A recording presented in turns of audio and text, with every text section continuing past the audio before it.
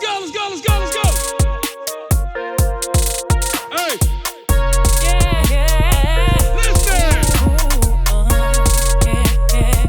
Oh! We gotta get mature. We gotta get mature.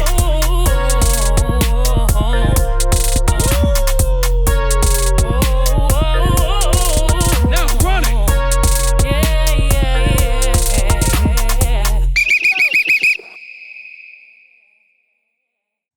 What's up, Boulder Panthers, and welcome to a Week 6 second half league edition of the Energy Up Coaches Show. I'm your host. I go by the name of Town, and you know what we do around here? We go in the den with Boulder football. We can't do that without the man, the myth, the legend, the ever so controversial Coach Jones. How you doing today, sir?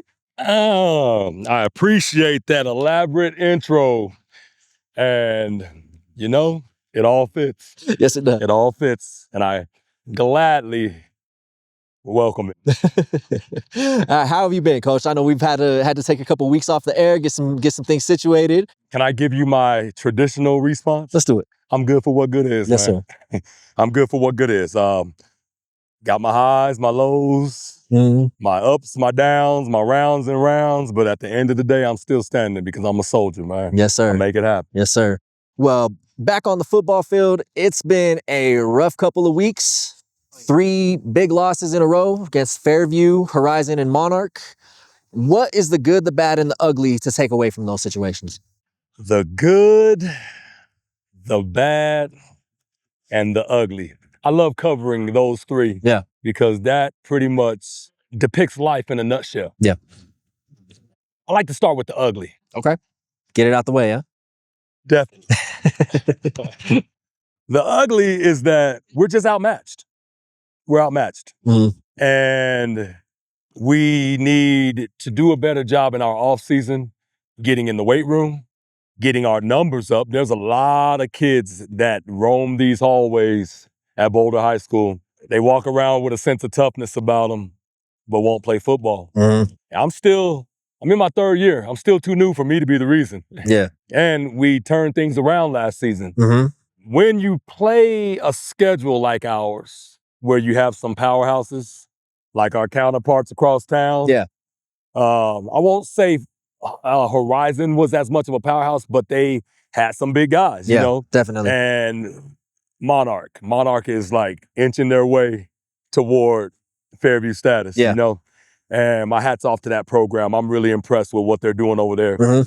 But when you're outmatched and it's compounded by a lack of participation and a lack of heart in spaces, because it's not across the board in our program of the active players. Yeah. It's here and there. You know, for every 2 or 3 players that are down and ready to bang and do what they do, you get a couple players that shy away from it. And rightfully so when you're not a veteran of this game and you're facing something that you've never seen before. Yeah. So that will be my ugly, and just at times where we didn't answer the call when the other team makes a play or, you know, does something that gets the crowd, ooh, ah. Yeah. And we could kind of get shell-shocked. Again, not across the board, but all it takes is 2 or 3 guys to be shell-shocked. Yeah. And that can hamper your team. Exactly. So that's going to be the ugly for this week regarding those last 3 games.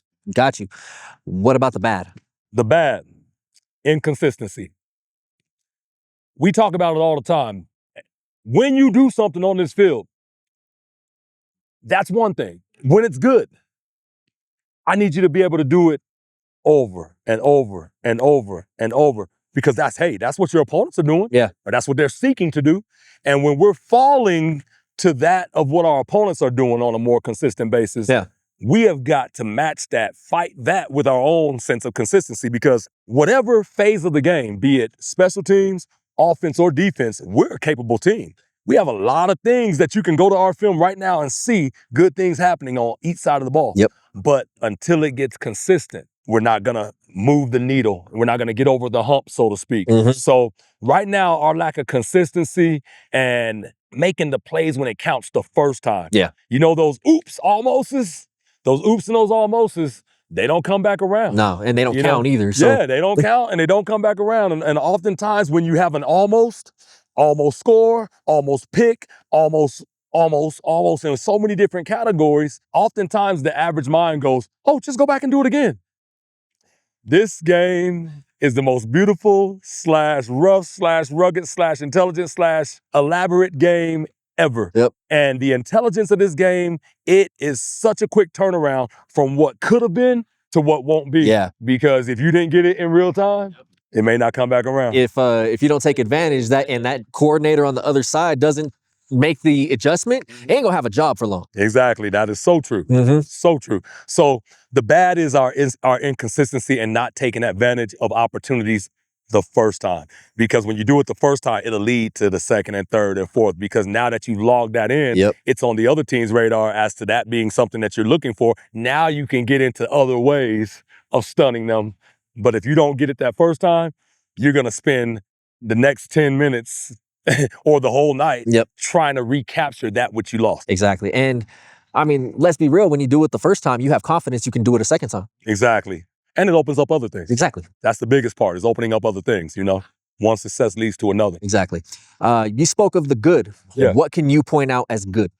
The good is, outside of those 3 games, first let me say within those 3 games, we came out against our rival and showed a sense of toughness in the fact that we were willing to go at them. Yeah. Again, we're outmanned, overmatched, and that's its own story. But the fact that they were willing to, that's a good thing. Yeah. Horizon, we completely just dropped that one in the first couple of series. So I'm gonna leave that one alone. I'm gonna put that in the file area 51 category. Yeah.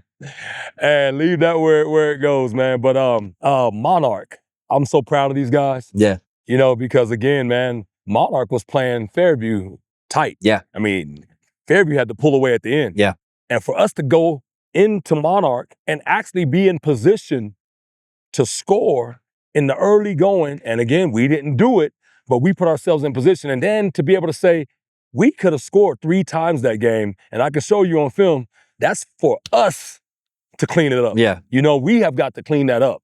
But the fact that we're even in the picture against a high-powered team while we're in the state that we're in as a program, that speaks volumes. So that's our good. And then we see sparks from different positions all across the board. Can I go backwards for a second to go forward? Of course. To add to the ugly from earlier, injuries.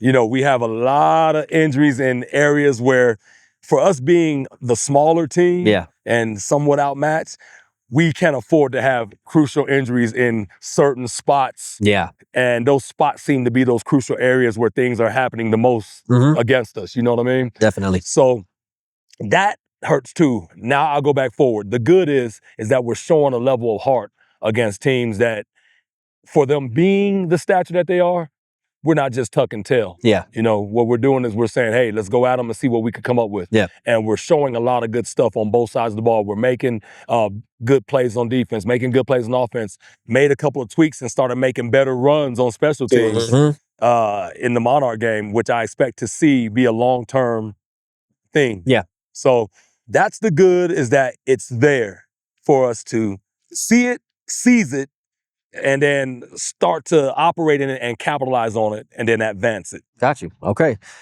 Well, we head into the second half of the season. Yes. It is now league schedule. Yes. What's your message to the team to get ready for league? I'm going to go back a year.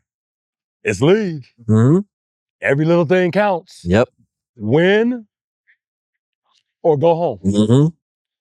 We're in the kind of league where the first place team is the only team that's going to get into postseason. It is what it is. Yep. Last year, we got to this point, 1-4. Won't talk about the fact that I feel we should be something like that this year. I'll leave that where it belongs, put it in that same file. But even with what our record is right now, it's not about record. At this point, it's about readiness. Yeah. Where are we? Well, we got some of those injuries. Those injured guys returning. Yep. And we're filling in those gaps. So we put a little bit of false film out there because teams may think that something is there in a space where we had a guy or two missing, and they'll be seeing that guy or two this week. Okay. So much like last year, we're very hopeful going into league against Lakewood, who's also had their struggles and troubles, but we're not by any means overlooking this team. Yeah. We see every team is capable. Exactly. But what in your capable nature as a team, we still are going to approach you as if you were high-powered, and we got to take you down. What are you expecting from Lakewood after watching their film? I expect Lakewood to come out and give it everything they got. That's one thing. Lakewood's not going to back down. Yeah. You know, it's a two-sided message, but it's a boomerang of a message. A few of my coaches said, oh, man, Lakewood hasn't won in some years, man. They definitely going to have Boulder High circled on their schedule. I said, that's great, but we got Lakewood circled on ours. So this is like a heavyweight boxing match. You can circle me all you want to, but I'm circling you too. Okay. So it's definitely going to be a match. It's going to be a battle, and it's going to be the battle of two teams who need a win and who want to win and who would love to get to the top of their league in the early goings.